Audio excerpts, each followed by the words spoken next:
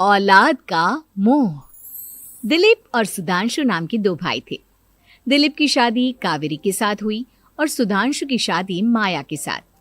शादी के बाद दोनों भाई अपनी अपनी पत्नी के साथ खुशी खुशी रहा करते थे। दोनों भाइयों के परिवार एक ही घर में रहता था। साथ में खाना, साथ में घूमना, कुल मिलाकर दोनों भाइयों का परिवार खुशहाल परिवार था। कुछ सालों के बाद दिलीप की पत्नी कावेरी को एक बेटा हुआ। भैया, आज मैं बहुत खुश हूँ। चाचा बन गया हूँ मैं। हाँ भाई साहब, इस बच्चे के घर में आने से तो रौनक आ गई है। मैं सबको बताऊंगी कि मैं तो चाची बन गई हूँ, चाची। तुम दोनों कितने अच्छे हो।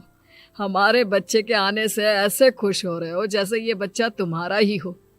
बस भैया, अब आपका बेटा इस दुनिया में आ गया ना, हम भी कोशिश करेंगे कि हमारा भी बच्चा जल्दी से इस दुनिया में आ जाए। और फिर आपका और हमारा बच्चा दोनों मिलकर दिन भर घर के आंगन में खेला करेंगे। कितना मजा आएगा ना। सच कहती हूँ माया, मैं भी उसी दिन का इंतजार कर रही हूँ जब तुम्हारी भी गोद भर जाएगी और मेरे बेटे को एक छोटा भाई या बहन मिल जाएगी।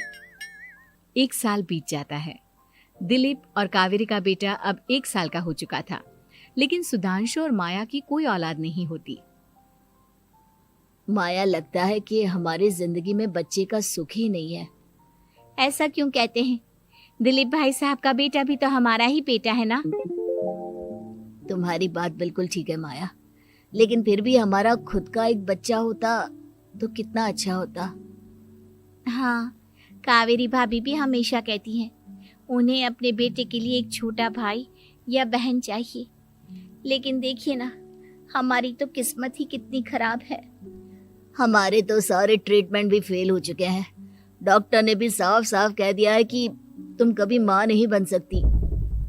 वही तो सुधांशु, बहुत बुरी किस्मत है हमारी।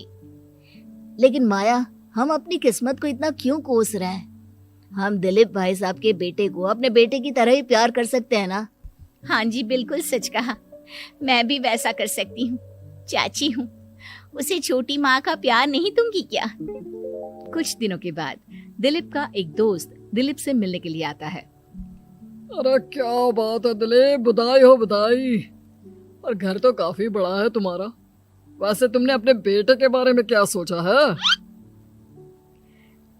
भैया, और क्या सोचेंगे, बस उसे पढ़ा लिखा कर अफसर बनाएंगे, उसकी पढ़ाई पर खर्च करेंगे। अरे भाभी, आपकी तो इतनी सारी प्रॉपर्टी है, आपको किस बात की चिंता? ले देकर एक बेटा ही तो है। अरे नहीं दोस्त, तुम गलत समझ रहे हो। इस घर में मैं और मेरा छोटा भाई दोनों रहते हैं। इस घर का आधा हिस्सा मेरे छोटे भाई का है। अच्छा, कितने बच्चे हैं तुम्हारे छोटे भाई के? भैया, उनके साथ ना कुछ प्रॉब्लम है। मेरी देवरानी कभी माँ नहीं बन सकती। अरे फिर किस बात की चिंता? अरे मैं तो कहता हूँ अपने बेटे के भविष्य के बारे में सोचिए ही मत। बस ये घर उसके नाम करवा दीजिए। देखिए, आपके भाई का भी कोई बच्चा नहीं है तो सब कुछ आपके बेटे को ही मिलना चाहिए।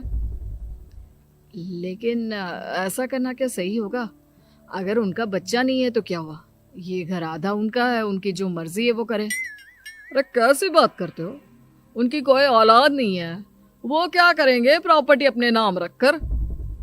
हाँ, वैसे भाई साहब, आपकी बात तो बिल्कुल सही है। अब जो कुछ भी है वो हमारे बेटे का ही तो है। आखिर वही तो इस घर के वंश को आगे बढ़ाएगा। मैं कल ही देवर जी से बात करती हूँ। अगले दिन सुधांशु और माया, इधर आओ। तुम दोनों से एक बहुत जरूरी बात करनी है मुझे। बताइए ना भाभी, क्या बात है?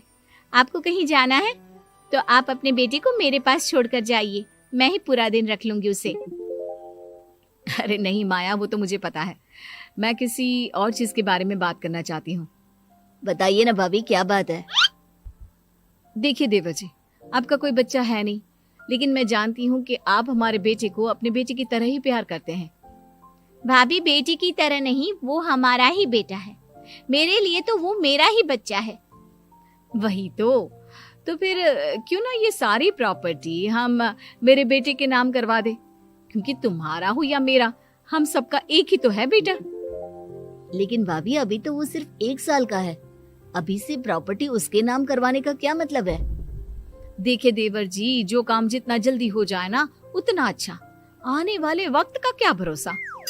भाभी भरोसा क्यों नहीं, हम तो हमेशा आपके बेटे को माँ बाप की तरह ही प्यार करेंगे। हाँ, लेकिन फिर भी मैं चाहती हूँ कि ये सारी प्रॉपर्टी मेरे बेटे के नाम हो जाए। अब मुझे नहीं लगता तुम दोनों को इसमें कोई भी परेशानी होगी, है ना?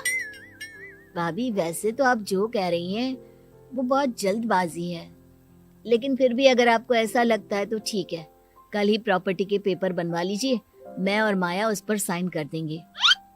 इस तरह से अगले दिन प्रॉपर्टी के पेपर बनवाकर सारी प्रॉपर्टी दिलीप और कावेरी के बेटे के नाम पर करवा दी जाती है। कुछ दिनों के बाद सुधांशु, सुबह सुबह ये कौन लोग आ गए हैं तुम्हारे घर पर? भैया वो ऊपर वाला कमरा खाली पड़ा था ना, सोच रहा था किराएदार रख देता हूँ। लेकिन किराएदार रखने से पहले आपने हमसे पूछा भी नहीं। भाभी इसमें आपसे पूछने वाली क्या बात थी, हमें एक ही कमरे की जरूरत थी, इसलिए सोचा दूसरा कमरा किराए पर दे देते हैं, कुछ इनकम हो जाएगी। अरे माया, ये सारी प्रॉपर्टी अब मेरे बेटे के नाम पर है और यहाँ पर जो कुछ भी होगा उसके लिए तुम्हें मेरी या दिलीप की परमिशन तो लेनी पड़ेगी ना। हाँ सुधांशु, तुम्हारी भाभी ठीक ही तो कह रही है। अब देखो, तुमने खुद अपने हाथों से ये प्रॉपर्टी हमारे बेटे के नाम की है, वह अभी बहुत छोटा है, तो इस घर से रिलेटेड सारे फैसले तुम्हें हमसे पूछ कर लेने चाहिए। भाभी हमें तो लगा था कि आप हम लोगों से बहुत प्यार करती हैं, लेकिन आप तो हमारे साथ भेदभाव करने लगी। अरे, इसमें भेदभाव करने वाली क्या बात है? और मैंने कौन सा तुमसे कुछ गलत मांग लिया? अरे ले देकर मेरा बेटा इकलौता इस पूरे वंश का वारिस है, सब कुछ उसके नाम है। तुम्हें इस बात से जलन क्यों हो रही है? भाभी माया को जलन नहीं हो रही, वो तो बस ऐसे ही कह रही थी। सब जानती हूँ मैं, इसकी खुद की तो कोई औलाद पैदा नहीं हुई, बस इसीलिए जब देखो तब मेरे बेटे पर बुरी नजर डालती रहती है। देखो माया, कावेरी तुमसे बड़ी है, वो जैसा कहती है वैसा करो। और वैसे भी इस घर पर अब तुम लोगों का कोई अधिकार नहीं है, वो तो हम लोगों की भलाई समझो जो तुम्हें अभी तक यहाँ रहने दिया है। भैया आप इतने कैसे बदल गए? इस प्रॉपर्टी ने आपके दिल से हमारे लिए प्यार पूरी तरह खत्म कर दिया है क्या? इसी तरह वक्त बीतता जाता है और देखते देखते दिलीप और कावेरी का बेटा प्रणव 25 साल का हो जाता है और उसकी नौकरी लग जाती है। पापा आज मेरा अपॉइंटमेंट लेटर आ गया है, मैंने सिंगापुर में जॉब ज्वाइन कर ली है।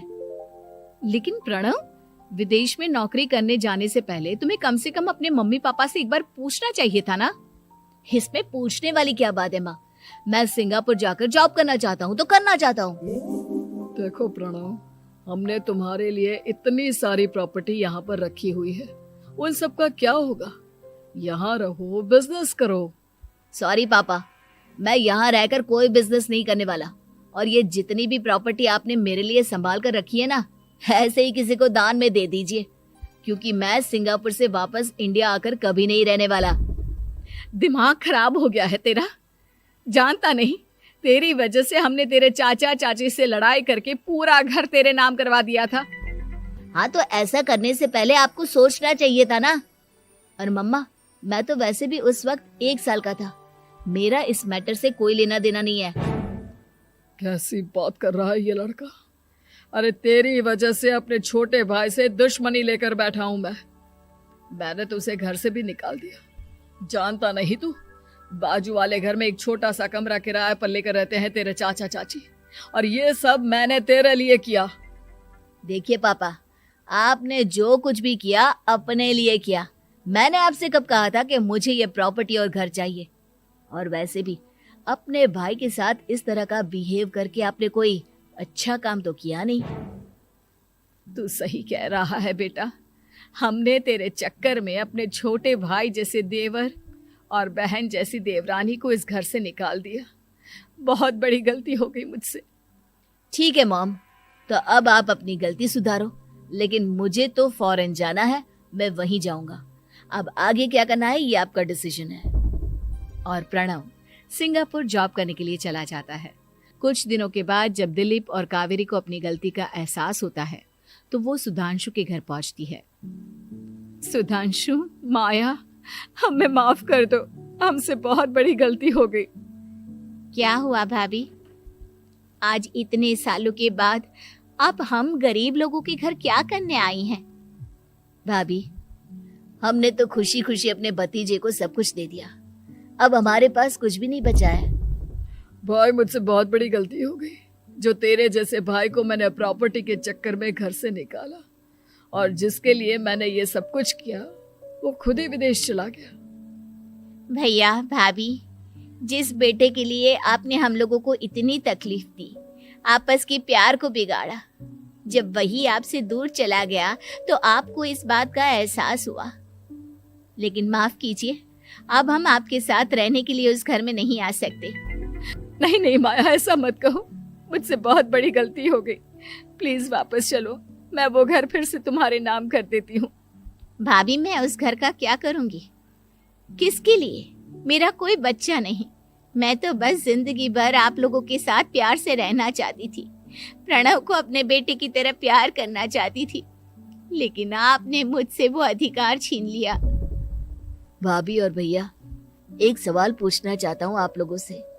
जो बच्चा कुछ ही दिन पहले दुनिया में आया हो, जिस बच्चे के भविष्य का आपको पता ही ना हो, उसके लिए अपने पुराने रिश्तों को तोड़ देना, अपने सगे रिश्तेदारों से दुश्मनी मोल लेना, उनके साथ झगड़ा करना, उनकी बेइज्जती करना, क्या ये सही है? कम से कम हमें सही वक्त का इंतजार तो करना चाहिए ना। सिर्फ प्रॉपर्टी के लिए अपने सगे भाई को घर से निकाल दिया, वो भी अपने 1 साल के बेटे के लिए। क्या ये वाकई में सही था? जवाब दीजिए मेरी बात का।